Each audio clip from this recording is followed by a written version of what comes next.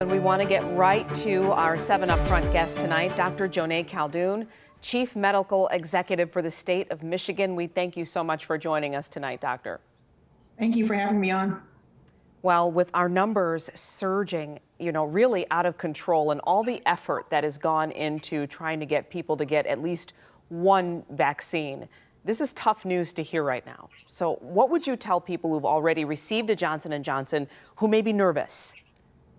Absolutely. So anyone who's received the Johnson & Johnson vaccine should know that it's a good thing, that they are likely immune now, and they likely will not have any adverse reaction. Again, you mentioned 6.8 million doses of this vaccine have been administered across the country, more than 200,000 doses here in the state of Michigan. Only 6 cases have been identified in the entire country. However, if someone's received the Johnson & Johnson vaccine in the past few weeks and they have any symptoms of a blood clot, so headache, a shortness of breath, perhaps leg pain, they should absolutely talk to their doctor and let their doctors know they did recently receive the vaccine. And Dr. Khaldun, is there a window for these feelings that you could possibly have that would alert you to something being wrong?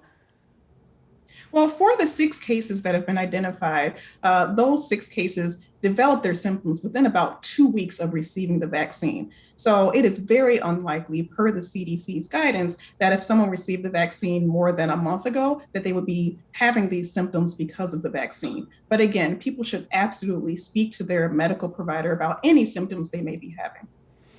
So how do you feel that this pause will affect vaccination efforts statewide? And are there enough doses of Moderna and Pfizer to go around? So we are certainly disappointed in today's developments, but I'm also hopeful that while the CDC and the FDA look at the data, we will be able to get Johnson & Johnson back into the rotation for vaccines in the state. But certainly we are very concerned. I know that many of our providers, I spoke to our local health departments today as well. Many of them are moving around vaccines. They're still promoting appointments. And by and large, the bulk of our vaccines in the state are Pfizer or Moderna. So while this is a little disappointing today, I'm still confident that we can get more shots in arms and help to end this pandemic as quickly as possible. Now this decision, and that is the hope, and we have our fingers crossed on that one, Doctor, but what about this decision, may be causing people to reconsider? What if they say, well, I don't want to get it now, or I was set up for a J&J and don't want it? What would you say to those who are now apprehensive? We are going to continue to be transparent about the data.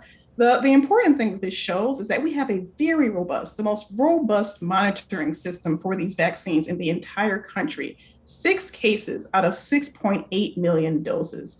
That is very, very rare. People should still, again, it depends on what the FDA and the CDC say, but people should still, if the FDA and CDC say that this is still a safe vaccine, which I expect they will, then you should still consider getting it. But of course, speaking to your medical provider. Thank you, Doctor. And of course, you have the numbers. We get them from you. Michigan now one of the worst in the country for COVID-19 cases. What would you say is happening? And what's it going to take to stop the surge? It feels like it's not adding up somewhere. I am incredibly concerned. We are seeing cases and hospitalizations higher than what we saw in our fall surge. I'm incredibly concerned. That's why we've asked people to pause on the more risky things like the indoor dining, the youth sports, the in-person learning for high schools. But we are very concerned. We want to make sure people are wearing their masks and people are following the guidance and the orders that are currently in place. There are no policy options that are off the table when it comes to this pandemic, and we continue to follow the data.